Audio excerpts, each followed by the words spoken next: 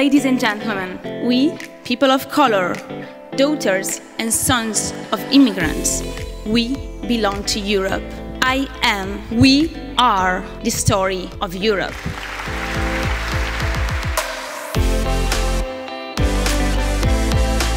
Welcome to this new episode of We Belong, the podcast that makes you discover the new daughters of Europe, their stories, their commitment, and their struggles.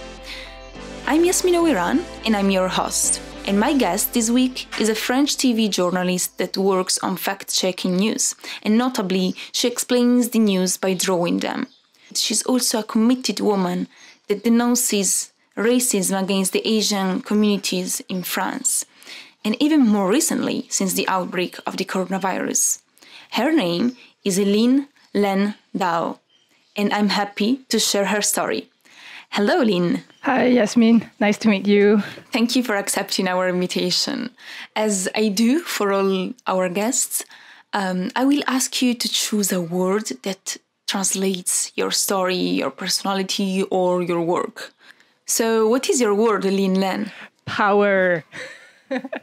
It's not that I feel that I have power, but I feel that I'm gaining it, and I'm gaining more self-confidence to speak out what I think. Power, that's definitely what we all need, especially as women.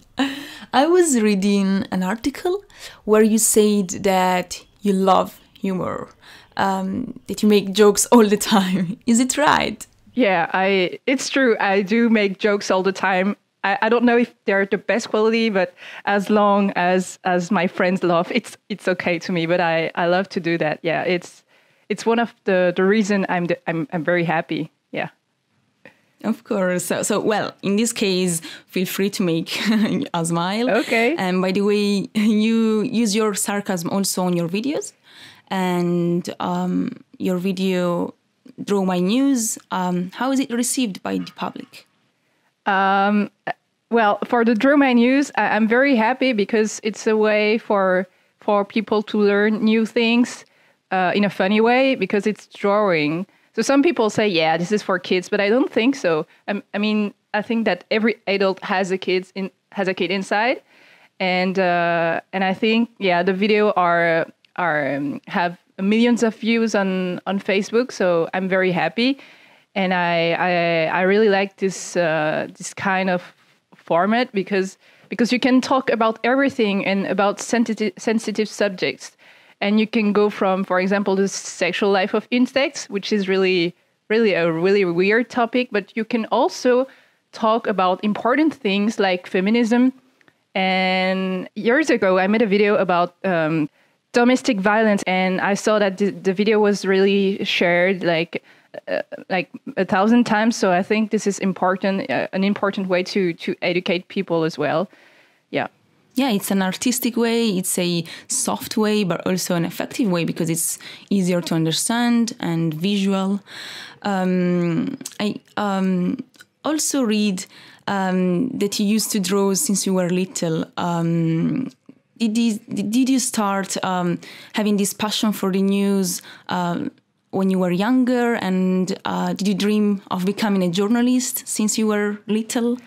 To be honest, when I was around 5, I told my mom I wanted to be a comic drawer. And she was like, what is the actual job you want to do? Like, stop making jokes. Sorry. Like, please be serious. I was 5. So this is not a future she had planned for me. And when I was in primary school, I made a little newspaper for my class. And that's when I thought, yeah, I think this is nice to do that, because I really liked a publication called Astrapi. It was for kids. And I was like, oh, I would really love to write articles for kids as well. So I think this is when I started thinking about it. And as I really liked writing and telling stories, I thought that I might be a better journalist than a lawyer, because I was also thinking about becoming a lawyer. But I think I chose the good way, the good path. I think you have this artistic side that you had to express. Exactly. Yeah. And you find a good combination because you still do some, jokes. And so you some way also use comedy, right? A little bit. But you were a fan of manga, right? Oh, totally. Yes. It was a part of my life. Yeah. I started with Stellar Moon. Okay. A very romantic manga.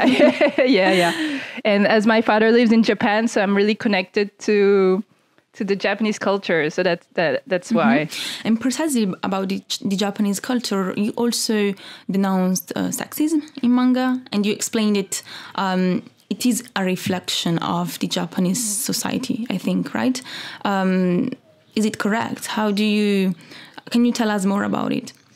I did that video speaking about sexism in manga because I saw there was always like a pattern when you would see like naked or half naked girls and guys who were a bit dominant, you know. And there's this model of the good girl, like she likes to cook. She's like a substitute mother to her boyfriend, and she's like always like loving secretly someone. And the guy, they can be strong or nerdy, but they will always get the good girl. And I don't like the fact that women are only a sexual asset to the video. But actually, I didn't realize that. I would really love that the mangas that would show like naked girls, because I thought that was normal. You know, and then as I grew up and as I was more aware about feminism, I realized that it was not very, very nice. And when I published my video, I thought I would have support, but many guys destroyed my video in comments, like trolled me. And there's even a YouTuber that made a whole 30-minute video to explain why I was wrong. I was like, but what do you know? Have you been to Japan or something? Like, I've been to Japan, and I see there is a problem because like, yeah, in manga, there's like a porn that displays, well, this is not manga, this is another thing, but it displays like naked women, like in a, who behave like sexual slaves, I don't know. And this is really shocking. And there, you know, women, they tend to stop working when they have their first kid. So I know a bit about Japanese society, and I know that it's not women friendly, and I think it's crazy that people can still deny that, and especially men. Like, I didn't see any women denying that. Always men like, yeah, you're wrong, or you're a feminazi, whatever. I think they feel attacked, and that's precisely the problem. Also because here in Europe, for example, many people read mangas and they might not know about, you know, the context where they are, conceived. And so the fact that you explain more about why there is this sexism, I think it's very, very important. There are sexist discriminations that you denounce, but there are also racial discriminations that you tackle since a long time. We were just talking about humor, and precisely some French humorists made some sketch, some jokes on prime time on TV while stigmatizing people with Asian backgrounds. And you denounced these, right? Exactly. This was two comedians who are quite famous, called Elmaleh and Kev Adams. And together they made a little piece where they're dressed as like ancient, like Asianish people. The Gad Elmaleh wears a long beard, like it's like in a kitsch movie from the, I don't know, in Hollywood in the a long time ago. And they're like, they were doing like what I call yellow face. They were disguised as Asian people. Kev Adams was especially the worst because he was doing like a strange accent, supposed to be Chinese or whatever, and he was making jokes about eating dogs, and this was really insulting, really insulting, and that was not funny at all to me. Of course. And did you denounce it? Did you? How did you react? Did you make a video? And did they apologize afterwards? So I made a video to denounce that. And because I think they went really too far. And I was happy because my boss understood me. And I was like, yeah, I'd like to do a video about what anti-Asian racism can look like and what I went through during my life, and all the jokes I heard, and all the jokes I didn't answer to because I was, too submissive maybe. And then he accepted, and I did this video, and I was so surprised because I thought only Asian people would see it and comment it, and it went beyond that. It was seen around like 2-3 million times, I think 3 million times on Facebook. So I was happy that people who didn't know or did not especially notice that it could exist finally realized that it existed and that it's unacceptable. And it's important to have something to talk about it, but also I'm happy that your boss, at your work, allowed you to have this voice. And I think having allies that give you this platform, because it's not that easy to have it, it's an added value. By the way, let's talk about TV because you work for a French TV, and I don't watch it, but from the little highlights that I get from social media, I don't see many people that look like you on French TV, or even just like me, by the way. But how do you explain these? And have you thought about calling for a more diverse and fair representation on media of the French society? Of course. I think that, first of all, young people who are like me from diversity, I don't come from a poor background. I think my parents have money, etc. So I think I got lucky in the first place. But people who are from a poor background or are from the diversity don't think that they can join, they can become a journalist, because they're not encouraged to do so, because they don't feel enough self-confident, because their teachers didn't tell them that yes, they could do it, that yes, they belonged.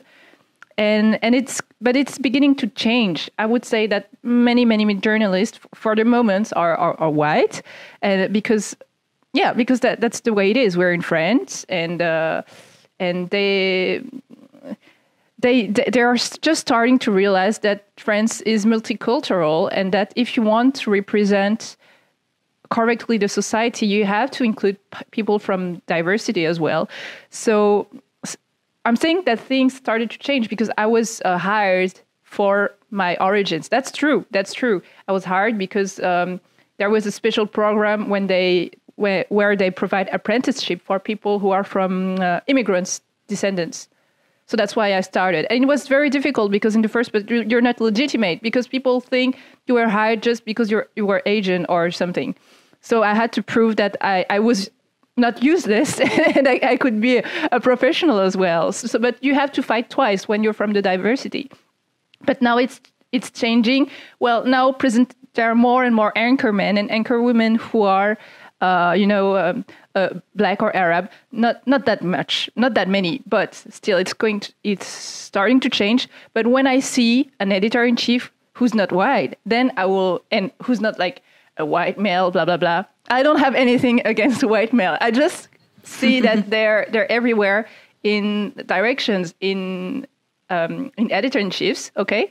And when that changes, when you see more women, more diversity, then we will observe a real change. And this is very important, because it's not the same thing when someone talks about a community and that doesn't know anything about the community. For example, when I talk about Asian community, I think I might know more than a white person that has no link to the Asian community. So then I can make less mistakes when I talk about that. You see? So this is very important to have diversity in journalism. Mm-hmm. And also you have the legitimacy, because maybe you have faced some of the discriminations that the Asian community faces, and especially, for example, when you explained about the video about the sketch of the humorists, you used examples of your own experience, and so this even more spoke to people. By the way, can you recall some of the episodes that you witnessed, even on your youth, about people making jokes on you or on your origins? So it's starting very young, because when you arrive in school, you don't feel you're different until kids make jokes about you, about the form of the shape of your eyes, and then start to make funny noises like ching chong, ni hao, ni hao.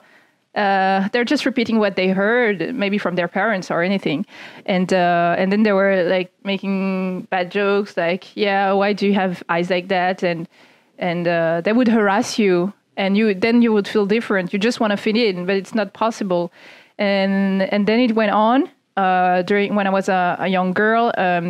When I'm walking in the street, some people, just call me randomly, like ni hao as well. I was working with a girl who's from Algeria, and we were in Marseille, and we were working together, and many people were screaming ni hao, ni hao, ni hao, and she's an Arab girl. She was like, oh my God, I didn't know that you too had that. I was like, yeah, welcome. I'm in the club as well, don't worry. And then she realized that Asian people too faced racism. But I think that we can compare, I can compare my situation to Black and Arab people who can be even more discriminated by the police, or to find a job or a house, for example. I don't think that Asian people experience the same things, but still, I think it's necessary to talk about that. Yeah, definitely. And I think that we don't hear enough about those discriminations, especially on media, because if we did, it would help us understand what you go through and maybe, prevent it. We know that stigmatization and racist acts arose since the outbreak of the COVID-19. I saw in particular some videos, for example, in Italy, of young people beating Italians with Asian backgrounds and accusing them of bringing the virus to Italy. And it was very violent, and it's often total ignorance because the people attacked are often even not Chinese. So how did this make you feel, and how did you react? I was horrified when I saw that. I didn't think that humanity was that stupid. Well, yes. I was expecting some people to make jokes, but not to be that violent. What happened in France is that people assumed that Asian people were sick. Regardlessly of if they were actually Chinese. If you had an Asian face, whether you were Cambodian or Vietnamese, you could be a target of jokes and of violence. People would avoid Asian people in the public transports. People would be insulted in the kindergarten or in primary schools. There were kids who were insulted, and people would spit at them or beat them up. So this is really horrifying. And I was like, oh my God, do I really have to do that? Do I really have to go to the media and explain that what is happening is wrong?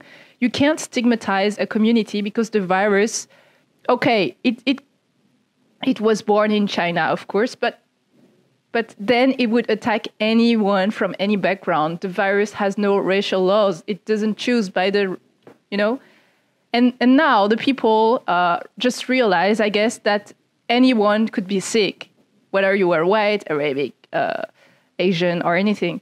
But then they want to go on blaming Asian people, of course.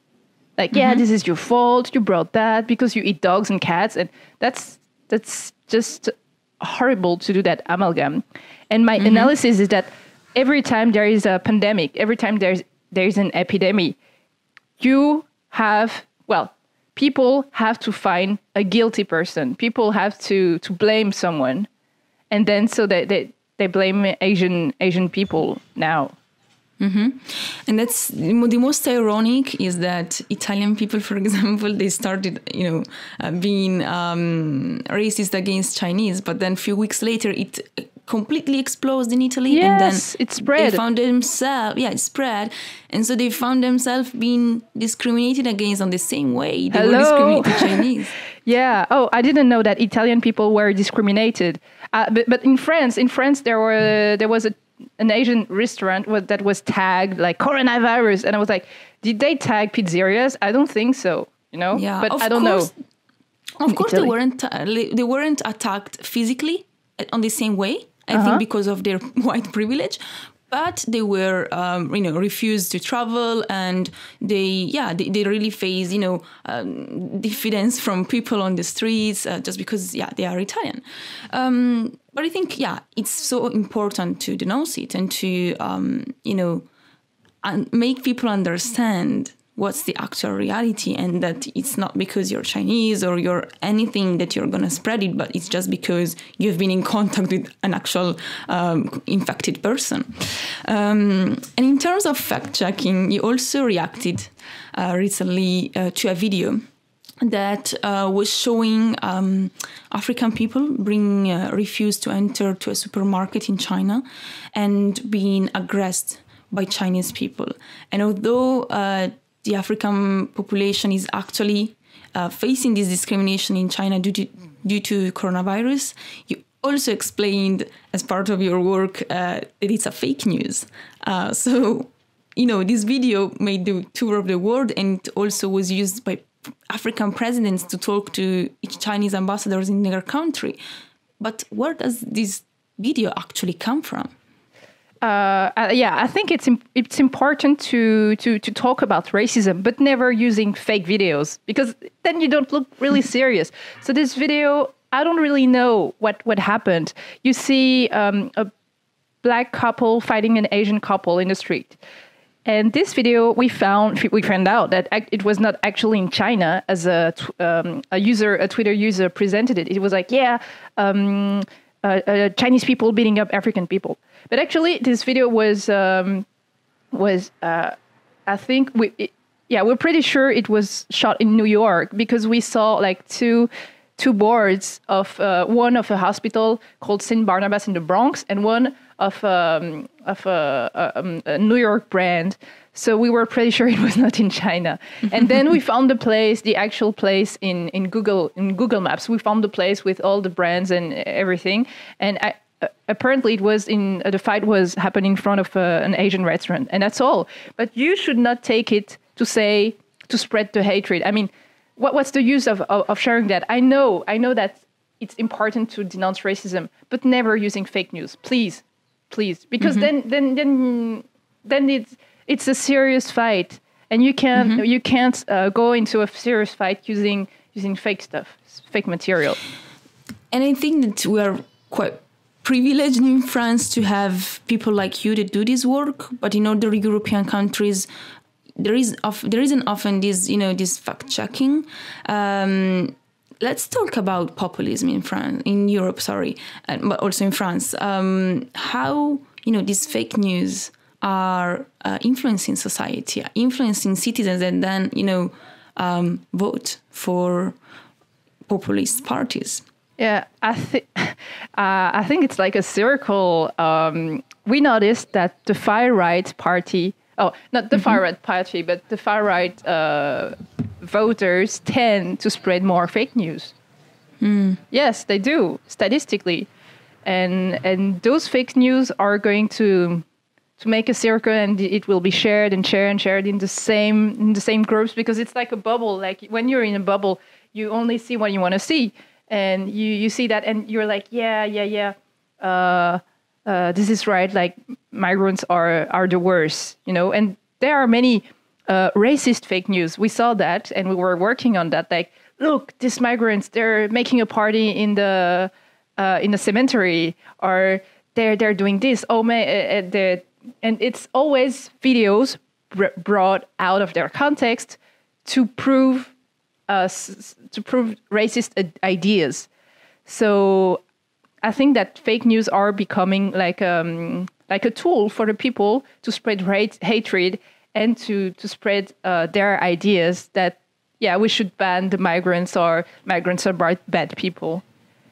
So yes, it has a bad influence.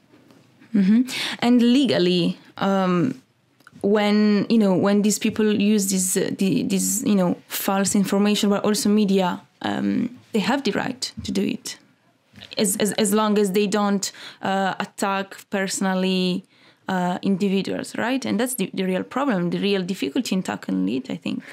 Yes, there is a real problem, because if you want to start making fake news illegal, but it's very difficult because the side effect is that maybe you can lower democracy and and freedom of expression. That's horrible. Of course, users who spread fake news should be banned from the social networks. That's for sure. But they're so numerous and they're so active. And when you close an account, another account is created. So how do you actually fight against them? But the thing is that, for example, for cyber harassing, some people did some cyber harassment, and then we cannot speak about freedom of speech. And some people go on the courts. And I think this is a good news. And maybe it would be useful to do that with people who spread fake news, because spreading fake news is like endangering democracy as well. Mm-hmm. Of course. Yeah. Mm-mm. And what does this phenomenon, this sensationalization, let's say, of the news tell about our societies nowadays? Do you think we are going to live in an environment where everybody just lies?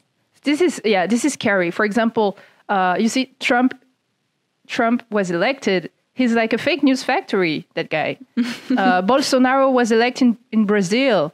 And my fear is that the world is becoming more populist. I think we can actually say that. And when you see head of states speaking like that, tweeting like that, or tweeting bad things, or saying, yeah, we're going to build a wall against all the Mexicans, and Bolsonaro, who's like, yeah, it's okay if Amazon belongs to Brazil, whatever. if we want to cut all the trees, that's our problem. Those head of states, they're using social networks, and for example, Bolsonaro, he was elected with many WhatsApp fake news, and so was Donald Trump. There were many fake news about Hillary Clinton spreading. So I think the populists win from the use of the social networks that give them an advantage, because fake news are shared so much. Mm-hmm. Especially towards migrants. Yes, and people are educating themselves with social networks now. They would rather trust a friend of a friend who sent him a publication than the traditional media. So there is a democracy crisis. People do not believe in governments anymore, in institutions anymore, in journalists anymore. So they want to educate themselves with those news and fake news. You see? So there's a real problem going on.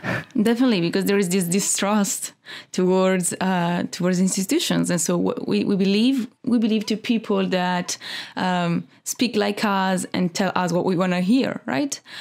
So I hope that through your work you will shed the lights on, more real, more concrete facts, and so I'm very happy that you do this work. Let's conclude with a key message that you want to share, an advice that you have for people listening to us. I would like people who come from a different background than the establishment to believe in themselves and to speak out. Because yes, they are worth listening to, and if you don't speak out, nobody will do it for you. And maybe that with this crisis, I hope that people are starting to understand that migrants are also the bone marrow of your society. They're workers. They're taking care of your elderly. They're cleaning the streets. They're working in supermarkets. They're teaching to you kids. If they were not there, what would happen? I'm sorry, the society would collapse. So stop blaming the migrants. But maybe I'm talking more to migrants than to the establishment. But yeah, believe in yourself and speak out. Thank you. And thank you, because it's definitely the message that we want to carry for, our podcast, is that we belong. We all belong in society. So thank you for accepting this invitation and for being with us. And thank you for your work. To conclude, I'm happy to share with you some keys. The first key is the Harvard online courses that the university has provided for free. Check it on their website because it's a great opportunity. Also, the British Council just announced that he will provide free courses too. And my last key is the Atlas Corps Fellowship. It's a fellowship in the US, and it's between 12 and 18 months, and it's a fellowship for social change leaders. It is fully funded. It covers the visa, the health insurance, and the housing and living costs. So check it out, because the deadline is very, very soon. Actually, it's at the end of this week, on May 1st. This was the end of our 4th episode. I hope that you enjoyed it. We Belong is a podcast produced by Le Cavalcade, and you can find it on all platforms, on Apple Podcasts, on Spotify, and also on YouTube. You can follow us on social media and stay tuned and share with us your story of belonging for our social media campaign. Thank you. Bye.